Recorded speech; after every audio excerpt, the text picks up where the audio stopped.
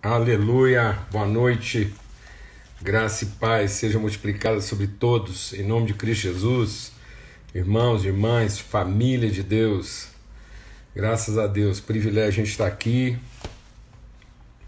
a nossa viração do dia aqui, em nome de Cristo Jesus, mais uma mesa preparada pelo Senhor, para a gente ter esse tempo de comunhão, de partilha, amém, amados? De edificação mútua, em nome de Cristo Jesus, que bênção, muito bom mesmo, aleluia.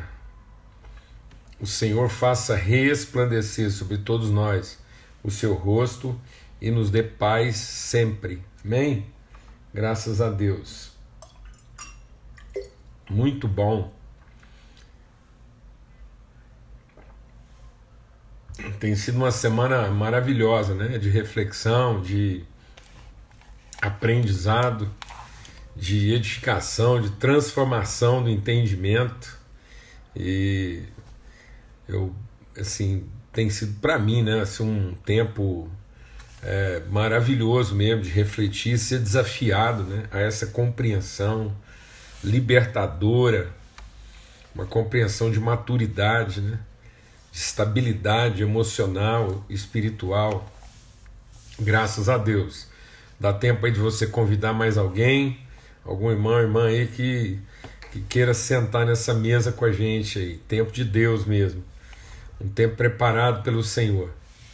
E uma mesa posta, né? O Espírito Santo de Deus em nós, na nossa comunhão, nos edificando mutuamente. Amém? Fortalecendo uns aos outros. Rapaz, lembraram uma coisa e assim, meu Deus do céu, quem será que trouxe essa pérola aí? E uma vez eu estava compartilhando lá na Batista da Lagoinha em Belo Horizonte, falando sobre paternidade de Deus. O irmão gritou lá, ei, Deus bitelo. Agora alguém colocou aqui nos comentários e acho que eu não vou achar mais não.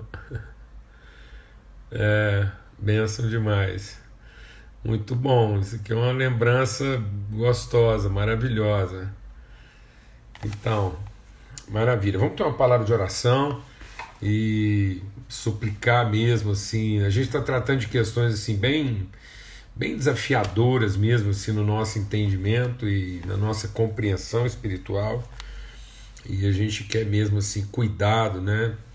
A gente. Aí, ó. Carlinhos. Ô Carlinhos, benção, viu, cara? E muito bom. Então vamos orar? Pai, muito obrigado pelo teu amor. E Espírito do Deus vivo. Nós queremos orar como Paulo orou, para que nós sejamos fortalecidos pelo Espírito Santo no nosso homem interior, transformado mesmo, nosso entendimento liberto. Deus, como Paulo orou, nós queremos declarar também que nós somos lavados pela lavagem de água pela palavra, que esse lavar da tua palavra limpe mesmo, Deus, purifique, ilumine, abra o nosso entendimento, em nome de Cristo Jesus, o Senhor, para que nós possamos compreender e manifestar as virtudes, ó Deus, aquilo que o Senhor já disponibilizou para a nossa vida em Cristo Jesus. Amém. Graças a Deus. Então, a gente está compartilhando, baseado lá em Efésios, né, no capítulo 4, que Paulo fala que os dons que Deus concedeu a nós são instrumentos de manifestação das suas virtudes. Por isso que ele escreve aos Coríntios dizendo que se não houver uma essência de virtude, o dom para nada mais serve, né? O dom não serve para coisa alguma, não tem proveito algum. Então, o que justifica, né? o que manifesta a justiça é realmente a gente exercer o dom como uma expressão, como uma materialidade da virtude. Então as pessoas pensam que o poder em si é alguma coisa, né? E não é.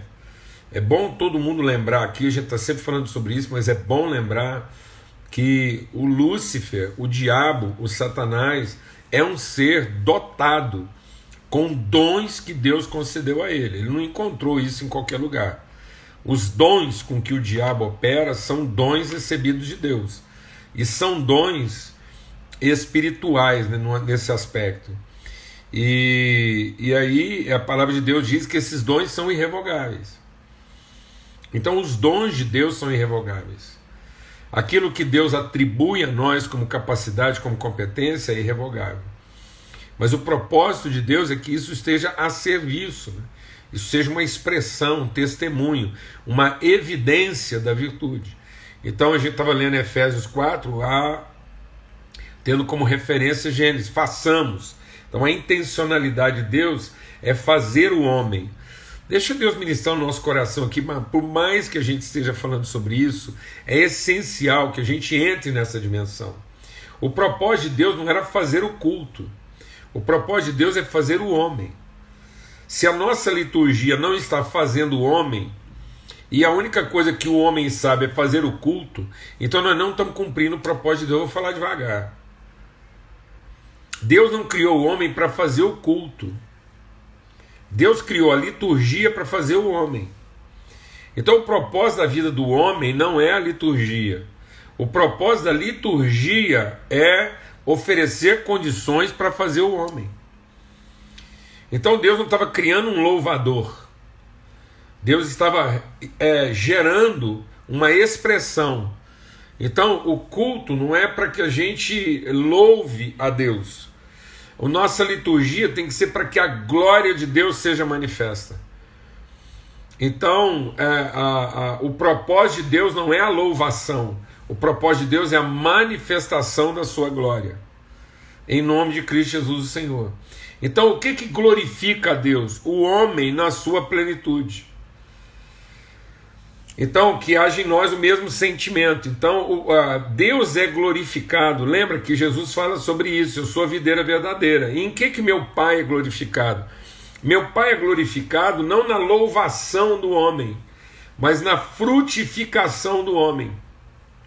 Deixa Deus ministrar o nosso coração. Deus é glorificado na medida em que nós nos tornamos instrumentos de geração de homens. Aquilo que a gente faz gera homens, homens e mulheres plenos, homens e mulheres que carregam virtude, homens e mulheres virtuosos. Amém, amados? Então, o propósito de Deus não é o virtuosismo, mas é a virtude. Então, muitas vezes nós estamos produzindo, né, um virtuosismo, um espetáculo,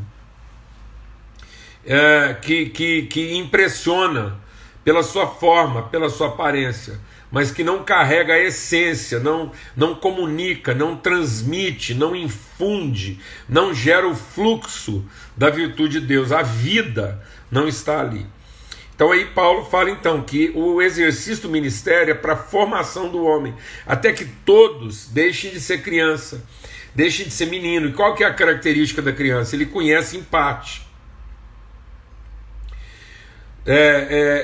Toda vez que o Paulo se refere à criança, ele se refere àquilo que é em parte. Ele diz então, quando eu era menino, eu vivia as coisas próprias de menino, mas agora que eu cheguei a ser adulto, eu fui deixando das coisas próprias de menino. Então a gente conhecia em parte, mas agora a gente conhece plenamente. Então esse é o propósito, um homem formado à sua inteira plenitude, a perfeita varonilidade, maturidade plena. Então a gente viu lá em Efésios, eu aconselho você a ler lá várias vezes o texto de Efésios. Ele diz então, até que todos cheguemos à estatura de varão perfeito, à perfeita varonilidade, à maturidade plena. Então isso não é para alguns, eu estou enfatizando aqui. Às vezes as pessoas se desculpam, elas se desviam, ela diz, bom, isso não é para mim, isso é para algumas pessoas aí que têm uma vocação. Não, eu também não sou assim um cristão. Não existe isso, não existe isso. Ou nós somos filhos de Deus ou nós não somos. E se somos filhos de Deus, então o propósito para todo filho de Deus é que todo filho de Deus chegue à estatura de pessoa plena. Amém? Então a maturidade, a plenitude, o aperfeiçoamento, a comunhão dos santos, o pleno entendimento, o discernimento, a revelação, os olhos iluminados, a mente transformada, isso não é uma opção. Isso não é uma alternativa. Isso não é resultado de um sistema montado para privilegiar alguns.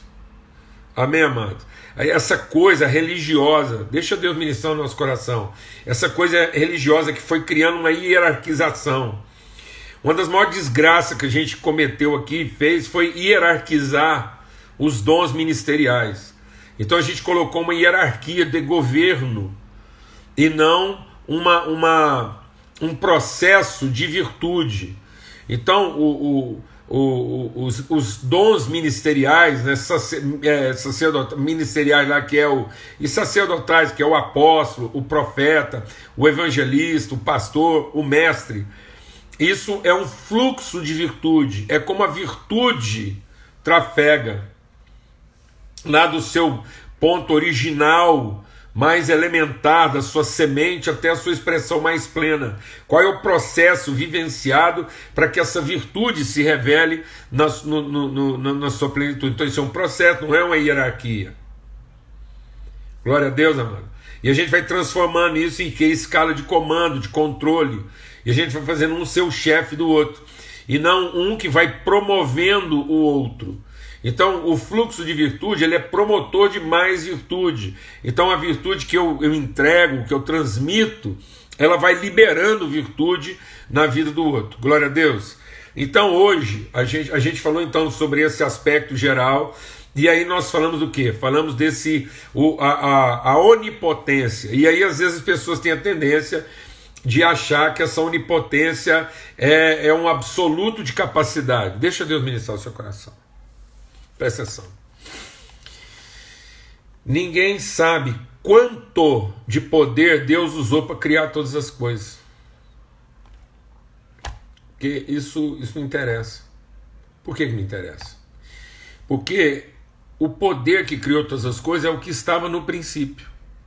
Então Deus é o criador, não pela sua quantidade de poder, mas pela condição primária de que ele é o princípio de todas as coisas. Ou seja, qualquer que seja o tanto de poder que Deus tem, todo poder emana dele. E depende dele, porque ele estava no princípio.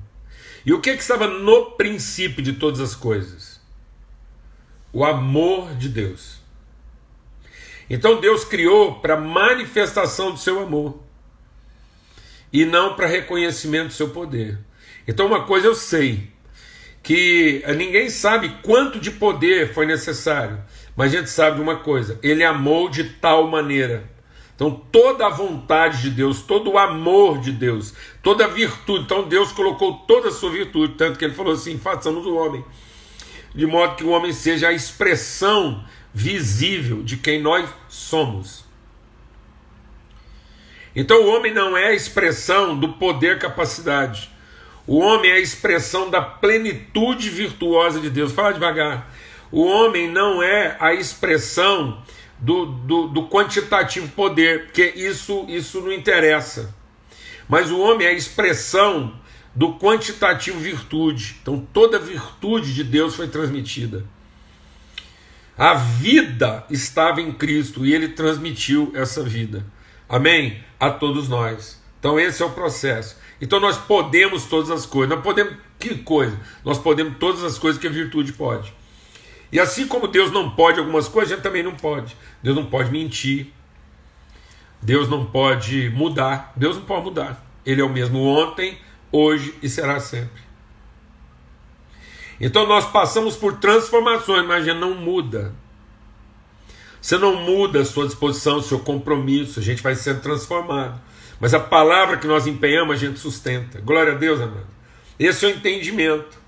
Ou seja, o entendimento de absoluto, de estabilidade, de constância, de firmeza, de percepção, de fidelidade. Deus não pode ser infiel.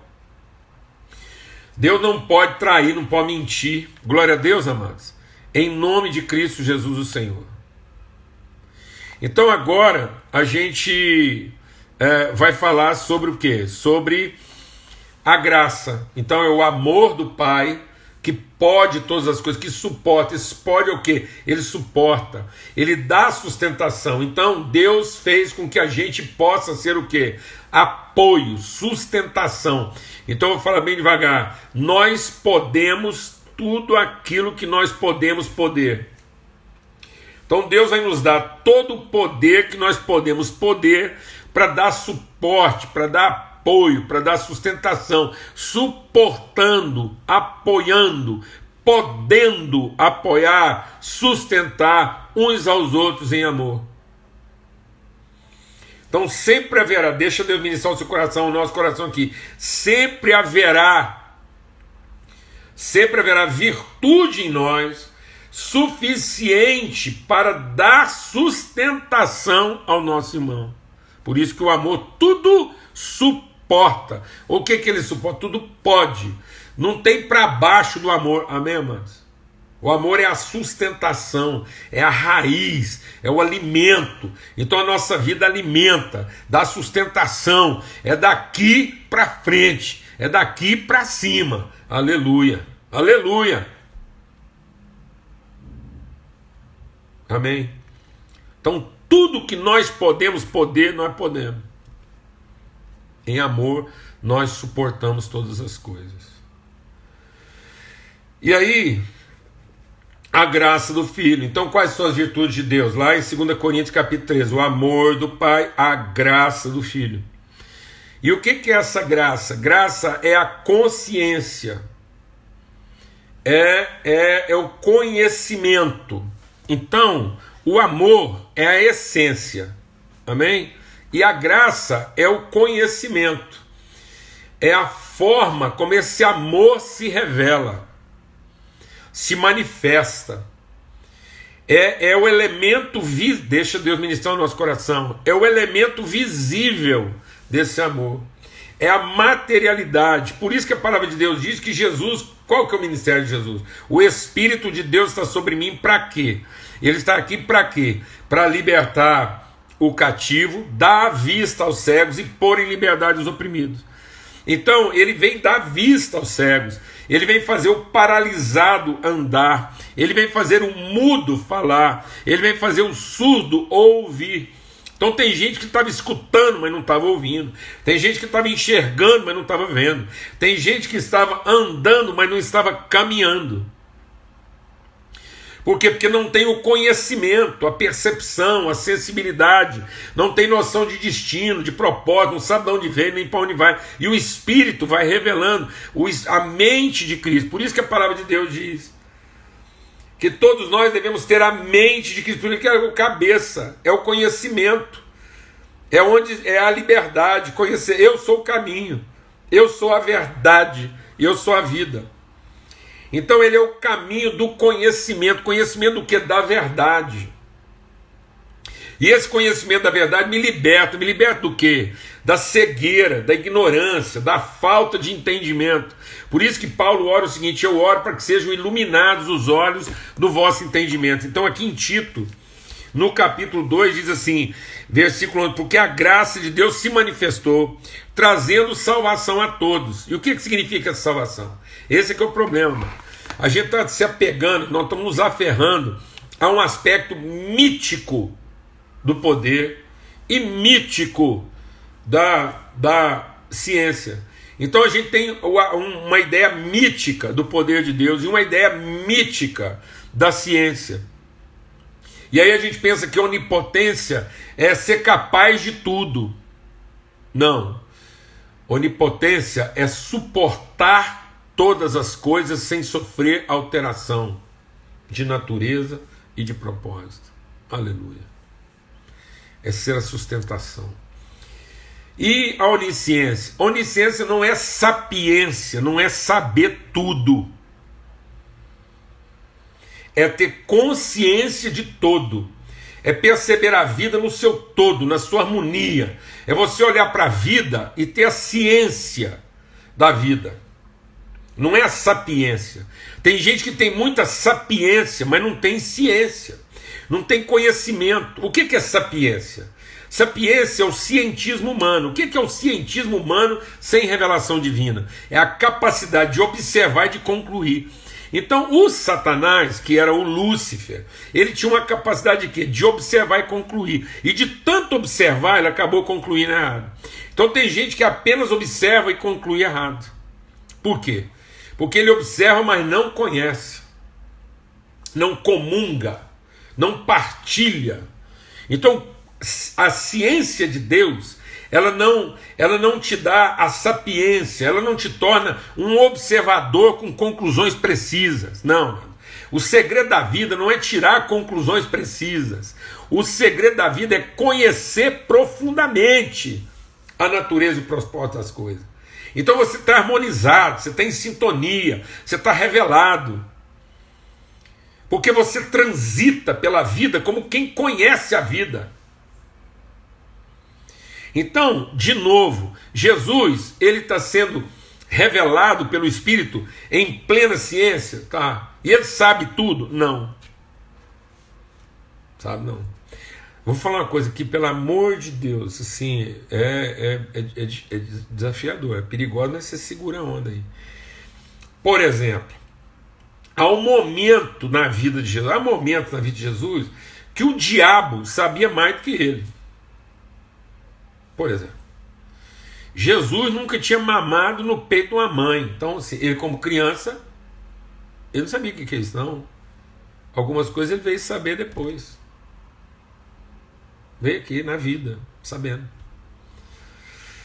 Jesus não sabia, por exemplo, o que era ser traído. O que era ser agredido, ele não sabia, não. Primeiro tapa que ele tomou na cara foi o primeiro tapa que ele tomou na cara. Jesus não veio lá do céu, ele fez uma escola, Deus falou assim: meu filho, é o seguinte, você vai lá para um lugar que você vai apanhar demais na conta. Então eu vou fazer o seguinte, eu vou pôr uns anjos aqui te batendo, para você fazer escola, para hora que você chegar lá embaixo, o povo começar a bater no você não estranhar.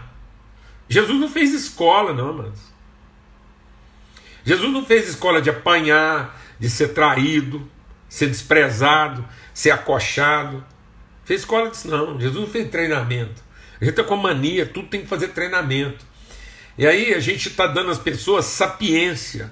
Elas observam, concluem, mas muitas vezes elas concluem equivocadamente, porque elas não têm revelação, conhecimento, elas não têm discernimento. E a palavra diz aqui, ó, a nossa salvação é porque essa graça nos educa a viver.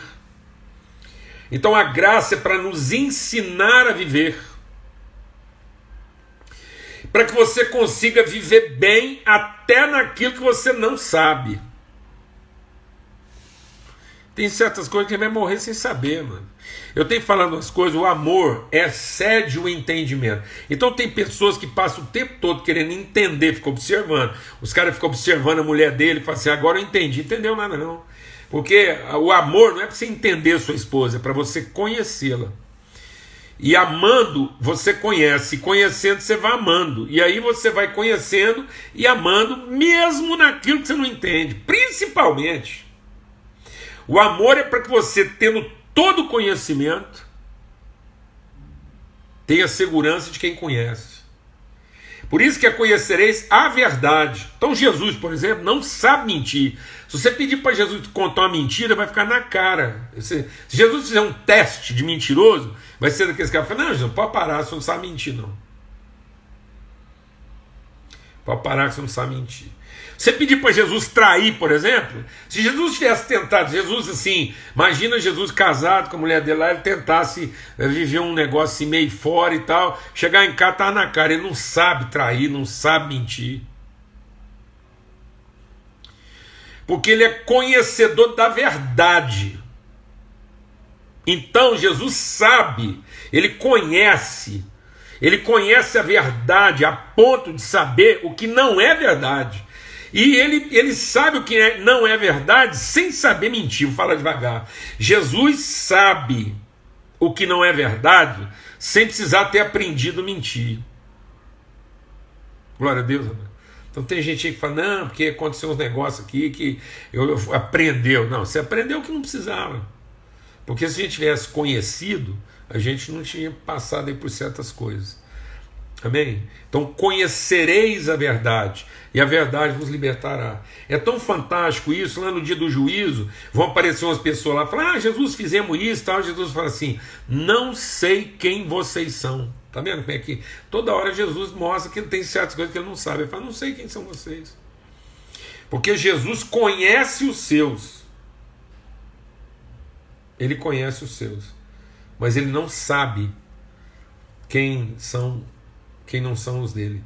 Amém? Então, isso não é uma ignorância. Isso é sabedoria. Então, nós somos formados de amor. Nós somos formados de verdade. Então, nós somos formados de amor. Nós somos formados de graça. Então, essa graça é um elemento essencial da pessoa. É esse entendimento que o amor vai nos ensinar. É por isso que Paulo, escrevendo aos Colossenses, lá em Colossenses, no capítulo 2, né? E ele diz assim, capítulo 2 de Colossenses, ele diz: faço isso para que o coração deles seja consolado e para que eles, vinculados em amor, tenham toda a riqueza da plena convicção do entendimento. Então esse vínculo de amor vai nos dar o quê? Toda a ciência. Por quê? Porque para que o conhecimento do mistério de Deus, que é Cristo, o mistério de Deus, que é Cristo, em quem estão escondidos o quê? Todos estão ocultos, todos os tesouros da sabedoria e do conhecimento. Então a graça nos instrui. E aí, o que a gente precisa conhecer, amados? A verdade, ter uma relação com a verdade. E muitas pessoas hoje, elas são observadoras do Evangelho. Elas estão vivendo das conclusões que elas tiraram do Evangelho. Tem muita gente que fez a teologia da pessoa, ela não está formada naquilo que ela conhece de Deus. Meu Deus, isso é uma desgraça. Tem muita gente hoje que a teologia dele é formada, toda ela, das conclusões que ele tirou de Deus a partir das observações que ele fez. Fala devagar. Muita gente hoje tem um conteúdo teológico que é todinho formado das conclusões que ele tirou de Deus a partir das observações que ele fez. E não porque de fato conhece a Deus em espírito e em verdade. Tem uma relação com ele. Aprendeu a viver. Amados, Jesus quer nos ensinar tudo o que é necessário à vida. De modo que você não tem que saber tudo para ter uma vida bem-sucedida. Você tem que ter uma consciência de tudo. Saber o lugar de cada coisa. Para que cada coisa serve na sua vida. E como é que a sua vida serve para cada coisa. Pedro diz isso. As promessas de Deus, através das suas promessas, Ele já nos deu tudo. Então é através dessa promessa que a gente vai entendendo tudo, a gente sabe. Então, para aquilo que você não sabe, você conhece o suficiente para enfrentar aquilo que você não sabe. Aquele clamor de Jesus: Pai, por que me desamparaste? Ele não sabia o que é estar desamparado por Deus.